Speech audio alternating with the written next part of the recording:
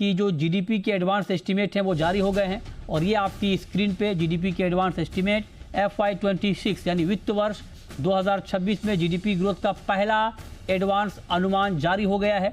और पहला एडवांस अनुमान ये है कि वित्त वर्ष 2026 में जीडीपी की ग्रोथ 7.4% रहने का अनुमान लगाया गया है। ये हम आपको ताज़ा अपडेट जीडीपी के आंकड़ों पर दे रहे हैं। FY26 जीडीपी ग्रोथ अनुमान 6.5% से बढ़कर 7.4%। तो मतलब ये कि ग्रोथ के मोर्चे पर अच्छी खबर है कि अनुमान यहाँ पर बढ़ाया गया है और जो जीवीए ग्रोथ है वो 6.4% से बढ़कर 7.3% तक रहने का अनुमान है।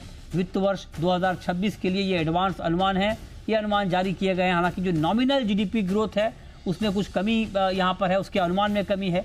9.8% से घटकर 8% YOY यानी सालाना आधार पर ये आंकड़े यहाँ पर आपके सामने दिख रहे हैं। फार्म सेक्टर की ग्रोथ यानी एग्री की ग्रोथ जो है वो 4.6% से घटकर 3.1% रहने की संभावना है। तो ये वित्त वर्ष 2026 की इकोनॉमी का एक रूपरेखा आपके सामने पेश किया गया है। क्या इकोनॉमी की तस्वीर वित्त वर्ष 2026 में रह सकती है, वो आंकड़े आपकी स्क्रीन पर हैं कि अलग अलग सेक्टर की ग्रोथ क्या हो सकती है।